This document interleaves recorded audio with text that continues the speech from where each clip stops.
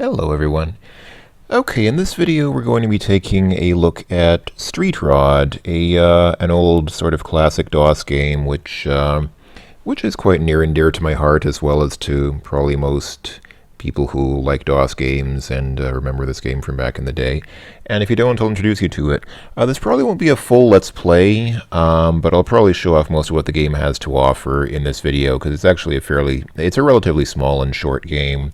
I was inspired to take a look at this game because it was recently reviewed by Ancient DOS Games, which is an online show which some of you might know, hosted by a gentleman who calls himself Gemini. I think his real name is Chris Asik, if I remember right, but he goes by Gemini. If you want to check it out, it's pixelships.com/adg. pixelships.com/adg for Ancient DOS Games. He does a pretty good little review show where he occasionally reviews indeed Ancient DOS games. And he recently did Street Rod, and I thought, hey, let's take a look at Street Rod because it's actually a pretty great game. It's a very easy game. This is probably one of the easiest sort of commercial DOS games that I can think of. It actually is a pretty easy game, but it's a good game. It's a fun game, and it's got a lot of atmosphere. This is actually, as the command line that you're looking at, as the directory that I put it in suggests, this is the special edition of Street Rod, which was actually sort of an amateur project put together by a fellow named Marco Kleyer, I believe. I apologize if I'm pronouncing that not correctly. A Dutch gentleman whose company MK Consultancy acquired the rights to Street Rod. So this is a DOS game from I think more than 20 years ago, but Marco bought up the rights for the game, and so now he's giving it away free online.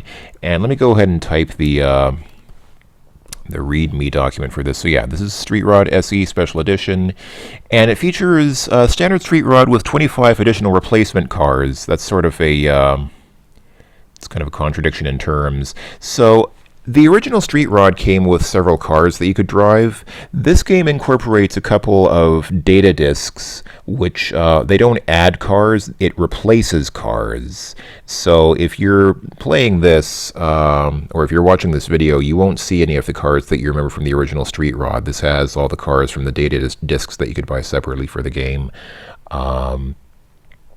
So yeah, they're not additional cars, they're replacement cars. And as you can see at the bottom, if you go to streetrodonline.com, you can download this for free. Marco is giving it away for free, so thank you, Marco. And thanks also, of course, to Luis Vasquez and Tiago Lopez for their contributions there as well. Anyway, let's go ahead and run the game. So you have these various options. Obviously, the recommended mode is VGA, although I'm not sure that there's really a significant difference between EGA and VGA 320 by 20. I mean, the resolutions on choices 2 and 3, and actually 5 as well, the resolutions and the color depth is the same. I think the graphics are pretty well comparable, but anyway, let's go ahead and press 3. And here we go. California Dreams presents Street Rod. It does in fact take place in California, although California Dreams did release several games that don't have anything to do with California. If you take a look at those credits, you might notice pretty much everybody who worked on this game has a very, very Polish name. I'm not sure what's up with that. I don't think the game was developed in Poland, as far as I know, but just for some reason, pretty much all the people who worked on this game have extremely Polish names. At least I think those are Polish names. They're certainly Slavic names. I think they're Polish names. Let's go ahead and register ourselves. Let's go ahead and I'll just call myself Light Blight. I have lived in California and have actually gotten a California driver's license. I believe that California driver's licenses are issued based on letters, not numbers. I believe, unless this is, maybe this is, since this game takes place in the 60s, maybe back in the 60s, you had Class 1, Class 2, and Class 3 licenses, but today a regular California driver's license is a Class C license, not a Class 3 license. But I have no idea how it was in the 60s. Anyway, let's go ahead and click OK, and here we go. So the game starts with us looking at this newspaper. The game does take place in Southern California, in and around Los Angeles. And yeah, you can see it's June 16th of 1963. So basically, the two things you can do with the newspaper are buy used cars or buy auto parts. But before I do that, let's go ahead and just take a look at the garage that forms our sort of starting environment for the game. So a lot of the stuff back here you can't use at all. There are some various tools and things. Most of these are not useful. The calendar you can look at and you can see the date. So yeah, right now it's mid-June of what was it, 1963. So basically the goal of the game is to race a bunch of cars and defeat a guy calling himself the King. He's the king of auto racing. So yeah, you have street races, and you can buy and sell cars, you can fix up cars, and well, I'm kind of getting ahead of myself, so let me go ahead and let's go back to the newspaper for a moment and look at the used cars that are available. So we have, I think, about 3 pages. Yeah, 3 pages of used cars here that we can select from. The prices are pretty much, in general, the prices pretty much correlate to the speed and the performance of the car. So a cheaper car will have worse performance, and a more expensive car will be faster and have better performance. So we want to, what I usually do is just buy the best car that I can afford right now. So you can see down here we have $750, which in the 60s was obviously more money than it would be today. So what's the most expensive car that we can buy for that kind of money? I think it'll probably be this 1963 Ford Falcon Sprint. So when you click on a car, you can choose to see it, which really doesn't mean anything. That's just the appearance of the car, but that doesn't really tell you anything about it. So yeah, let's go ahead and buy it. It's yours. And here we go. Here's our car. So what can you do with cars in the garage? There's not a whole lot.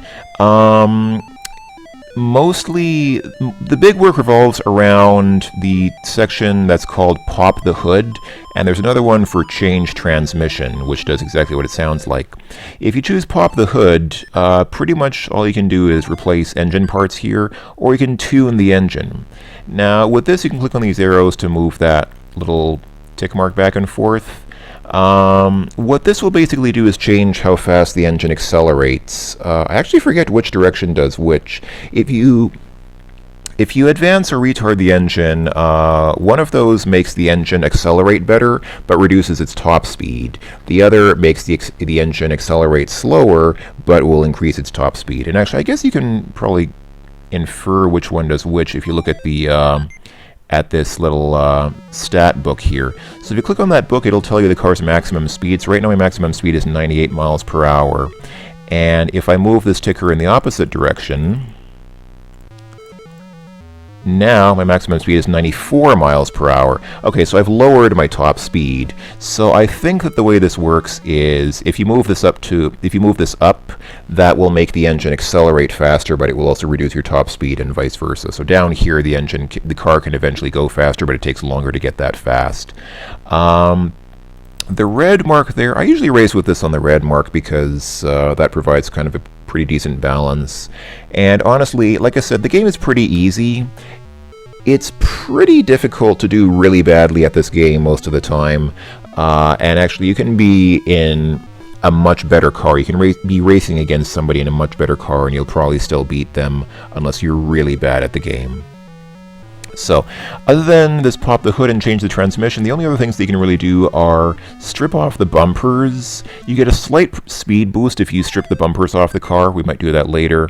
And you can also chop the roof for $70, and that will also increase the speed of the car somewhat because there's less wind drag with the wind going over the roof. You can change the tires, but we can't do that right now because we don't have different tires. We could buy tires from the newspaper. If you go to the auto parts section, you can buy engines, you can buy transmissions, you can buy carburetors and manifolds. The game just says manifold. I assume that's probably intake manifold because you put the carburetors on it. Of course, those of you who work on engines know that a car engine has both an intake and an exhaust manifold. But I'm pretty sure that in this case, this game is working with intake manifolds. And then here at the bottom, you have 3 types of tires you can buy. You can buy just regular tires, you can buy brand name tires, or you can buy racing slicks. Obviously, racing slicks are most desirable. So this game sort of tries to put a little bit of mechanical workshop kind of spin on things and allows you to tune the car and change parts on it a little bit, but it's really not a serious simulation of being a mechanic. I actually would really like to see a game that really seriously tries to simulate what it's like to be a car mechanic, because some of you might remember a game from a few years ago called Gearhead Garage, which I actually had. It was a fun little game, but it certainly wasn't very realistic at all. It was a very extremely simplified sort of game about being a car mechanic. More recently, I think just quite recently, there's a game called, I think it's just called Mechanic Simulator or something like that, which is kind of a spiritual successor to Gearhead Garage. It's a little bit more sophisticated, but it's still very simplified. I would like to see an actual game that really captures the nuances of being a car mechanic, but I'm not aware of any such game. Anyway, let's go ahead and hit the street and see what happens when we do so. So this is a non-interactive section. This is just basically driving us to a drive-in, because remember, in the 50s and 60s, drive-ins were a big part of American culture. And this is what happens. People drive up, and you can click on them to challenge them. And you can challenge them to a drag race or a road race. Usually when I start playing this game, I prefer to do just road races. A drag race is pretty much exactly what it sounds like. You go on a straight drag strip, and you race for probably something like half a mile. Oh, he drove away because I took too long. So the drag race is very short, and it's pretty much all about acceleration. The road race is more challenging, and it's more about handling and top speeds and things like that. So let's go and challenge this guy to a road race. You can choose to bet $25, $100, or pink slips. This guy says, get lost. I'm trying to get him to agree to race for pink slips. Sometimes it's hard to get people to agree to race against you. Pink slips basically means that you get the car. You're betting the car. So if you race for pink slips, alright, this guy agreed to race for pink slips. So here we go. Here's the game. So we want to start. This is a car with a manual transmission, so you have to manually shift. And gosh, the acceleration on this car is kind of slow. Did I, where did I leave the tuning on this car, I wonder? Did I leave it to the point where it accelerates very slowly? I don't remember now. Anyway, for those of you who don't know, in California, I think it's still this way today, when you own a car, you get the owner certificate, the certificate of title, which certifies that you own the car, is indeed pink in color. And so the expression to race for pink slips basically means to race for the certificate of title, the ownership of the car. Anyway, so here we are. This is the road race, and you can see that blue in the side view mirror on the left, and also in my rear view mirror, you can see the blue car behind me that I'm racing against. This car that I'm in must be pretty slow, because usually when I play this game, I leave my opponent so far behind me that I don't even see them. The fact that I can actually see this guy behind me means that I've chosen a very slow car. I'm in a car that's quite a lot slower than his, but he is still pretty well staying back there. I don't think he's going to catch up to me. You can sort of prevent people from passing you if you get in front of them. So you can see he's on the right hand side of the road right now, so I'm trying to stick to the right so that he doesn't pass me. And then if you see them move to the left, obviously you'll want to kind of get on the left-hand side. The cars are not very maneuverable. The physics in this game are not to be trusted. All right, you just won a hell of a car. So we bet for pink slips, and we won. So now we go back driving in this blue car that guy was driving, and if you click on this bar up here, which shows the name of the currently displayed car, you'll see we have two cars here.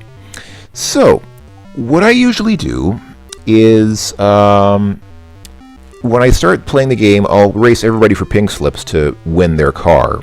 And then what you can do is sell these cars for more money. So let me go and show you how I do a sort of a cheap way of doing that, but let me go and show you what I do. Let me go and save the game. And yeah, there's an old save game I have up there. I'll change the name of my save game there. Okay.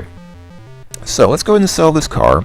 So if you click on sell it, you'll have to type in a number stating how many dollars you're going to offer the the buyer to sell it for. So I have no idea how much this car is worth. So let's say, I don't know, let's just guesstimate it's maybe worth, I don't know, 1,200 bucks maybe? Okay, so if you give an amount that's way too high, that's way more than the car is worth, then the buyer will say, you must be crazy. If you go too far in the opposite direction, if you give them a price that's way too low, they'll say, you must be crazy, I'll take it. If they don't say that, if they start saying, how about something, then you start entering this bargaining process, and then you know that you've entered a price that's kind of close to what it's worth. Or if they just say, I'll take it, then that means you gave them a price that would seem reasonable to them. So the fact that this guy is trying to bargain with me now means that I entered a price that's a little bit more than what he's willing to pay. So you can usually bargain them up if you just say no, and then say offer again. How about 1,100? If I just say no and say offer again, okay, he took it. That's fine. That's usually what I do. And enter a price that's high enough that they try to bargain with you and then stay firm and say, no, I'm very cheap and I want my money.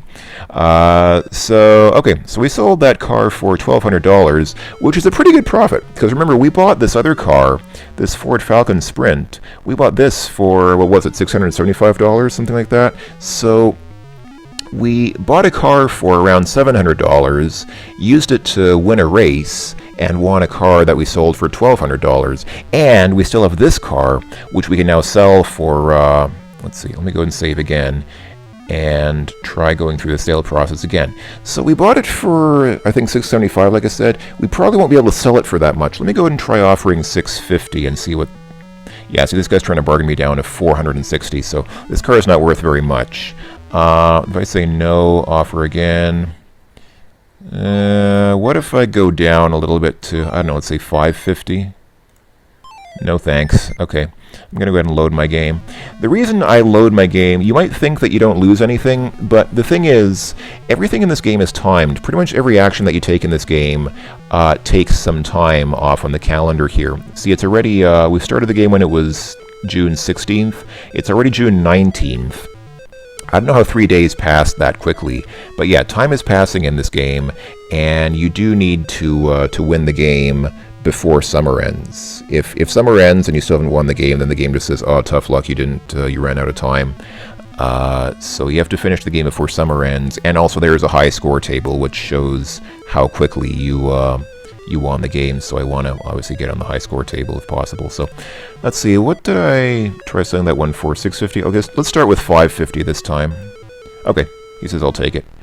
I might have been able to get a little bit more for it than that, but that's okay. I'm not gonna be quite that cheap about it. Okay, now we have $1,825. Let's go ahead and go back to used cars. Now we'll be able to buy a much better car. What's the best car we can get for $1,825?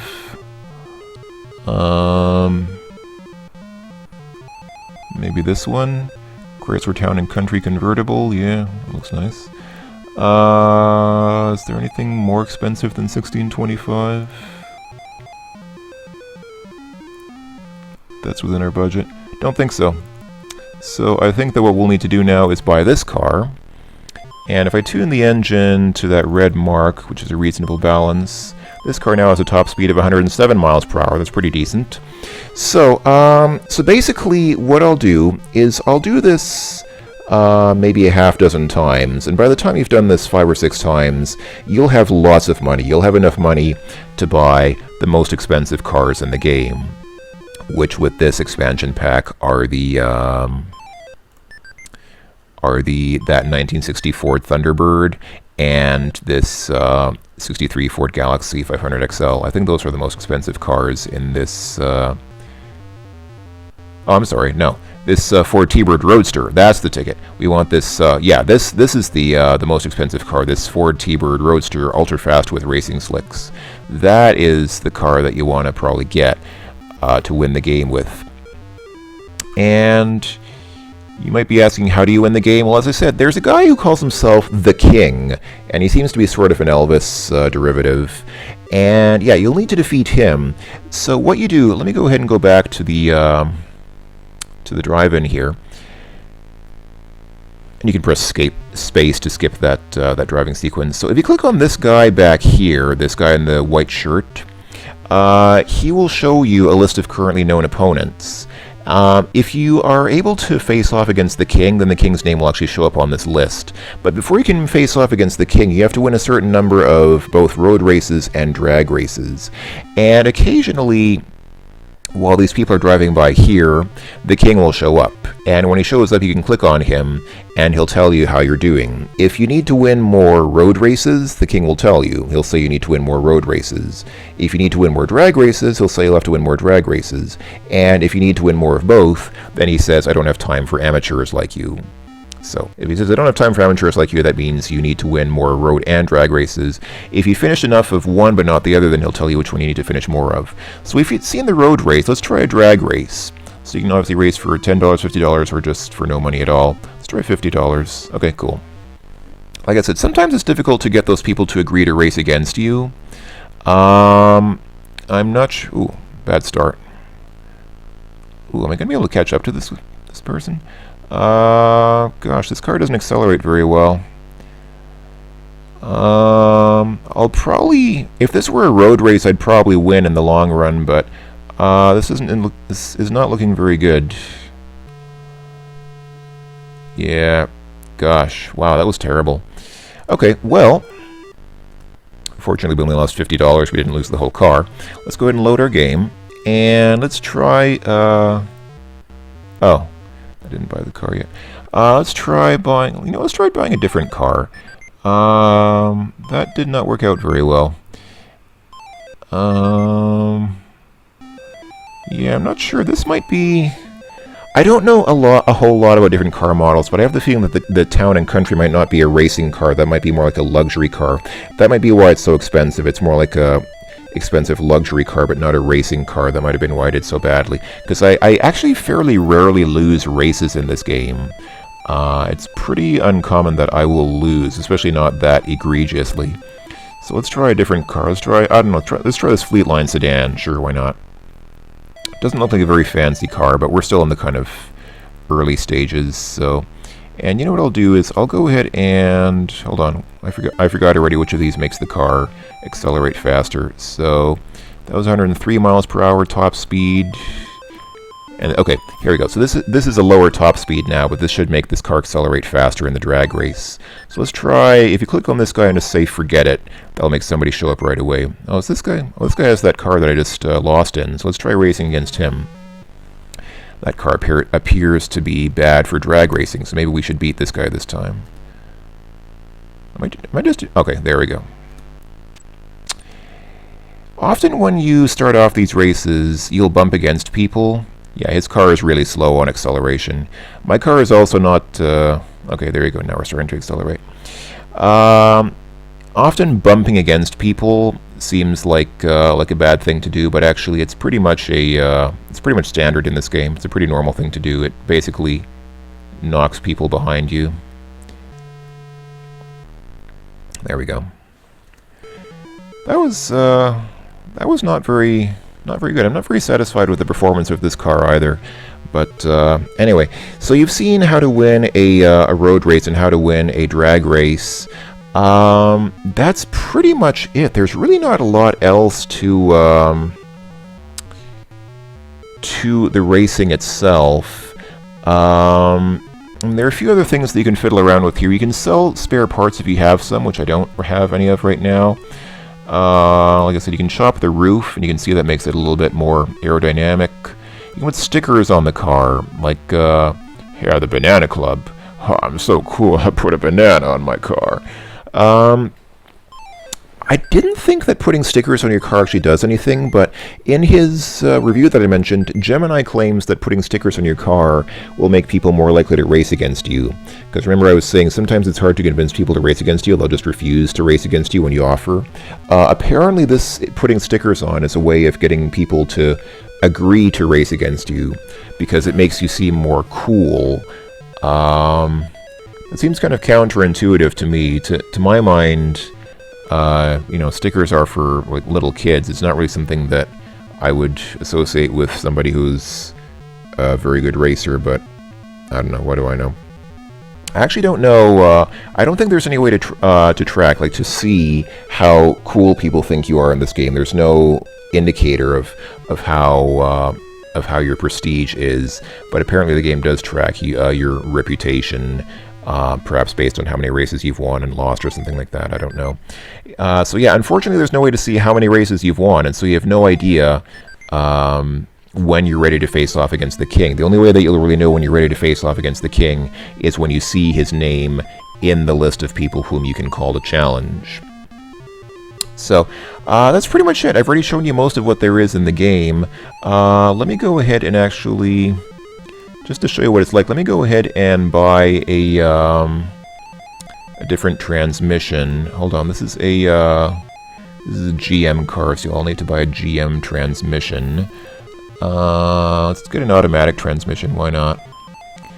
So, automatic transmissions are not great for racing, they're not as fast, but they're more convenient. Some people like them. And, yeah, so changing parts in this game is really simple. Basically, you just choose the part that you want. You click on these bolts twice to remove them, and once they're in place, twice again to fasten them, and that's it.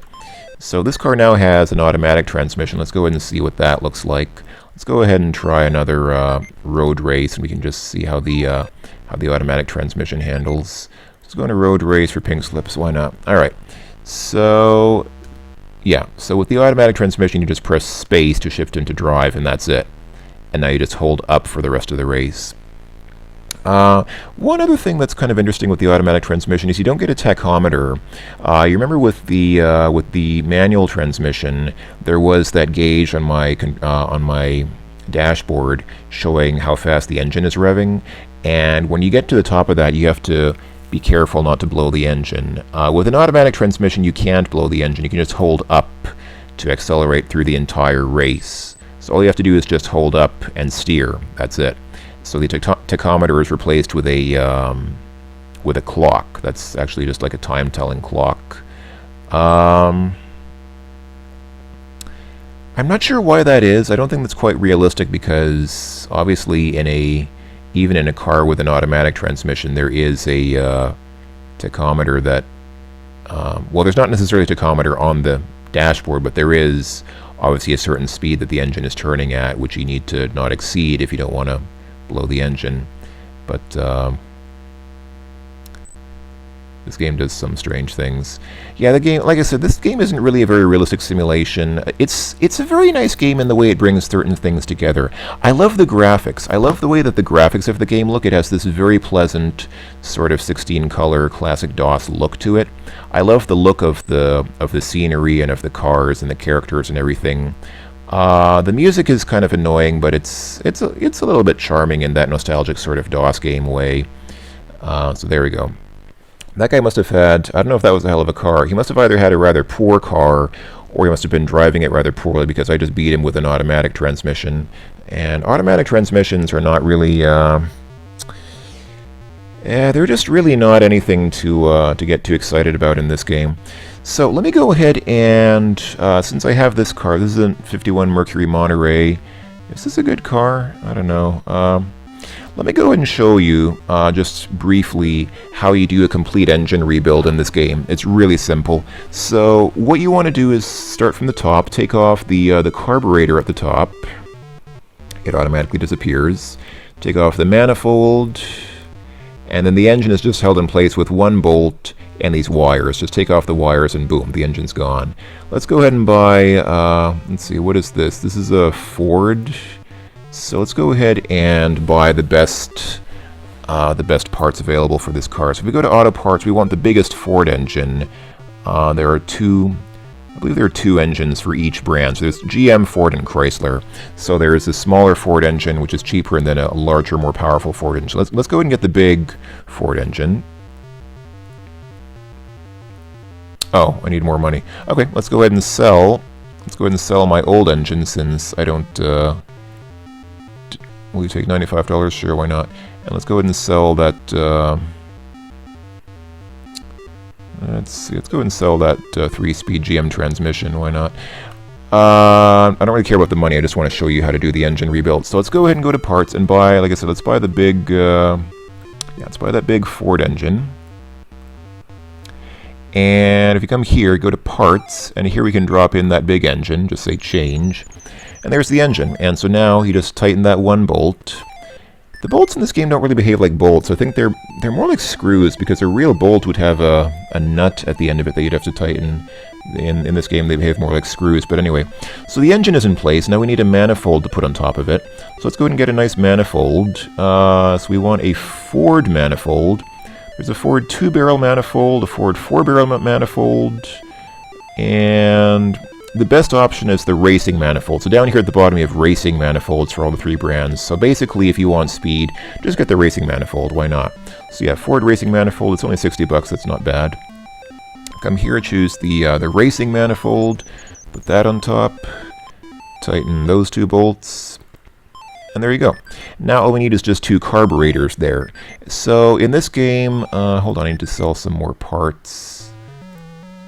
Wow, that wasn't a lot of money. Hold on, I still have that, yeah, I still have this Fleet Line sedan. Let's go ahead and sell that for, I don't know, how much is that worth? 800 bucks maybe? Okay, I could have probably gotten more, but I don't care. So let's go ahead and go back to parts. And in terms of carburetors, if you want fast carburetors, just go for, let's see, where is it? Here we go. 4-barrel racing carb fits all models chrome. That's it. Just get a couple of these. Like it says, it fits all models, so you want 2 of them because this manifold takes 2 carburetors. That's it. Just drop that one in. Drop in the other 4-barrel racing carb. Tighten the bolts on these. Click twice on each bolt. And that's it. You've replaced the engine, the manifold, and the carburetors. And now you can click on Tune to tune the new engine. That's it. So this now has the best Ford engine in it. It has a it doesn't have a racing transmission. If we really wanted to make this car as fast as it could be, we'd need to put in the Ford racing transmission. Yeah, here we go. Racing 4-speed Ford. So we can go ahead and change the transmission, take this transmission out, put in the racing 4-speed Ford transmission, and there we go. Tighten those bolts, and it's good to go. So now this car has a top speed of 122 miles per hour. That's pretty good. So now, if we come back out here to the drive-in and challenge somebody to a drag race, cool. We should be able to win this easily. This should be a piece of cake now. Oh yeah, he's already getting behind us. That's it, he's gone. He's already disappeared out of our rearview mirror. So it's basically, yeah, at this point in time, it's not even a challenge. You just have to be sure not to keep that tachometer at the top of the red line, because that will blow your engine. There are also sometimes police officers who show up in this game. We haven't seen any in this video. We probably won't see any. But basically, sometimes what will happen is you'll hear a siren, and a police car will show up, and you can try to fight them off. You can try to get in front of the police car so that they don't pull you over, but it's very tough to do. You can pretty much, if the police get on you, then you'll probably just get a ticket, and you pretty much have to accept that the race is forfeited, and then of course you can load your game and try again.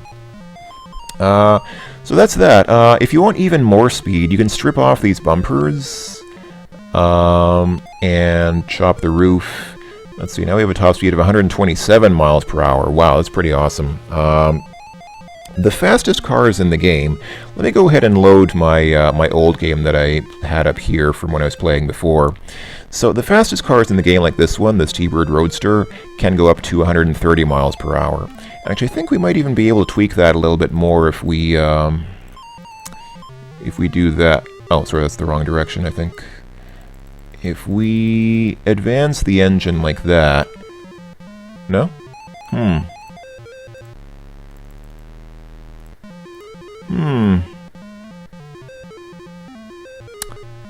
You know, I'm not sure how that tuning thing works, because I thought that if you move it in one direction, it's supposed to make the engine accelerate faster in the other direction. I don't know. Like I said, I usually just keep it on that red tick mark because that usually works out best for me. So anyway, 130 miles per hour top speed. I don't think it'll get much faster than that. Actually, I don't think it gets any faster than that. I think that's as fast as you can get a top speed on a car in this game. So this car has already been fully laid out with the biggest Ford engine, the Ford racing manifold, the racing carburetors, and the racing 4-speed transmission, and racing tires. All of these are brand new. Parts will wear down as you use them. And so if you want to race against the king, you'll want to have all the best parts, all of them brand new, so that they'll be in their best form. So that's pretty much it. I've shown you pretty much all that there is to see in the game. Obviously, if you're playing from the beginning, you'll need to win. You'll need to win between 5 and 10 of each type of race. You'll need to win between 5 and 10 drag races and between 5 and 10 road races. It doesn't seem to be completely consistent how many you need to win. I think it depends on what car you're racing in and what car you're racing against. I think there's some... I don't know if there's some random factor at play, but it doesn't seem to be completely consistent in how many races of each type you need to win. But like I said, it's between... It's something like 7 or 8, typically, I find, approximately. So, we have the best car in the game. It's already been configured in the best possible way. I already stripped off the bumpers and chopped the hood, or not the hood, but the roof. So, let's go ahead and hit the street. And because I've already won enough races, we should be able to see, if we scroll down, yep, there's the king. We can click on him and call him. There he is, and he's got a girlfriend next to him. Let's go ahead and click on... Whoop! Oh, he drove away. Come back here. Didn't have a chance to click on you. So there he is in his 63 Corvette. Let's go ahead and click on him. Then he says, "You're on. Let's hit the drag race." Okay, let's go ahead and beat the king. I know I've shortcutted the game a little bit because I didn't actually go through all the races that you're supposed to go through, but like I said, I've pretty much shown you all the different race types and how to do everything in the game. After that, it's pretty much just a matter of doing it 6 or 7 or 8 times. And did we win? Yes, we did. There we go. Beginner's luck, punk. Alright, so first you have to defeat the king in the drag race, and then after that, then he says, "Cool, get your pink slip out and let's go." Now we're racing a road race for pink slips. If we win this, we win the king's car. So, this is the final race of the game. If we can win this race, we will have won the game. So I'll go ahead and... as long as we can pass him here... There we go, we passed him easily. Okay, so now we just have to be careful to stay on the road. This car is so fast that I sometimes find I lose control in the curves and actually skid off the road because, like that. Wow, I'm actually almost crashed there. You can't die in this game. Even if you crash horribly, even if you crash into a tree on the side of the road at 130 miles per hour, your windshield smashes and some blood appears, but you never die. So, but you do lose your car.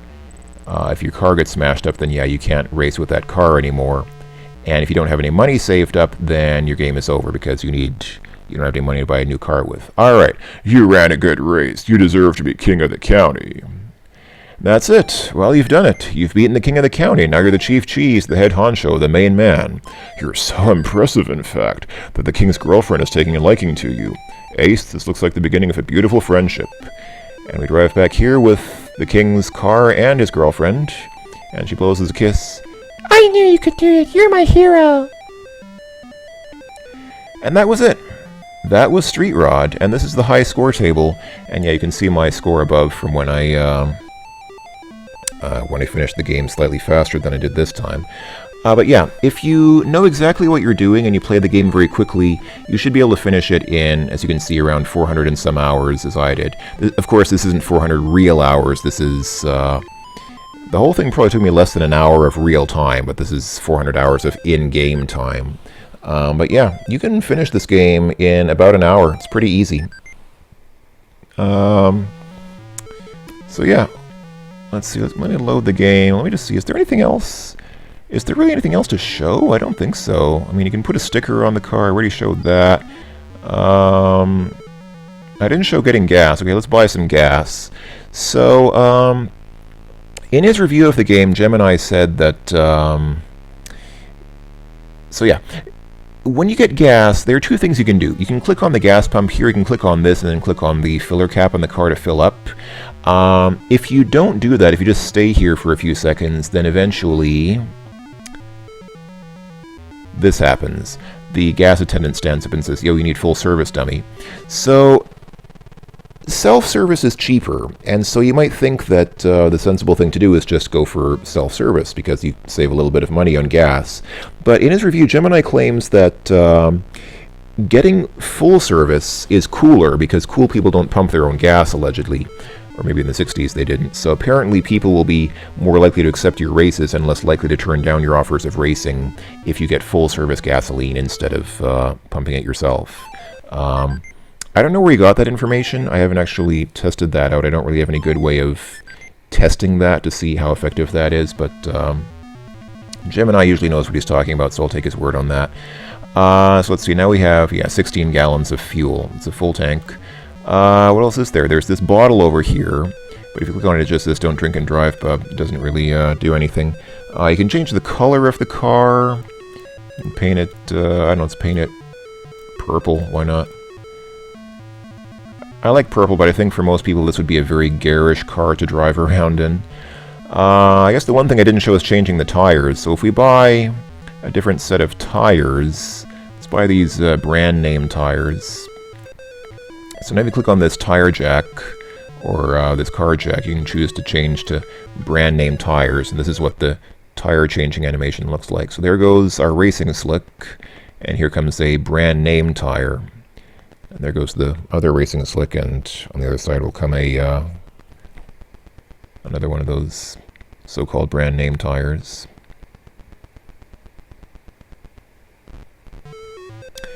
And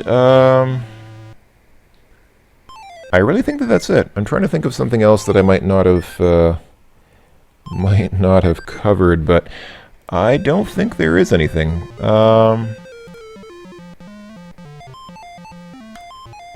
Yeah, I think that's it. By the way, if the music gets annoying for you, you can turn it off here. That radio up there, you can click on that to turn the music off and then turn it back on if you want. I guess that's it.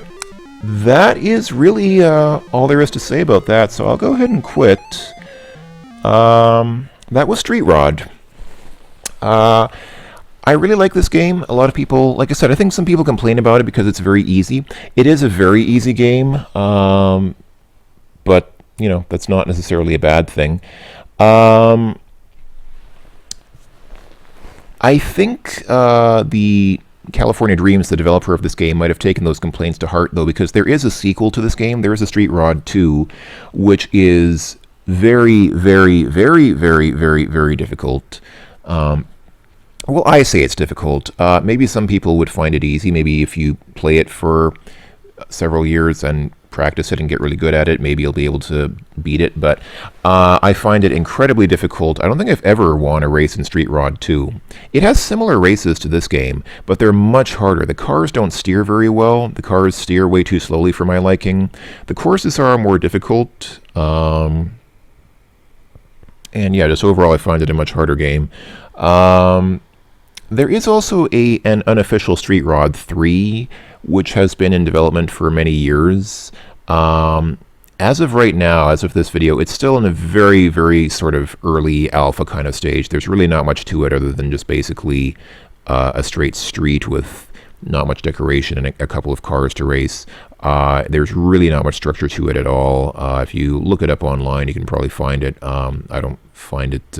It's supposed to be like a fan-made spiritual successor, but right now it's really suffering for work. It doesn't appear that much work has been put into it.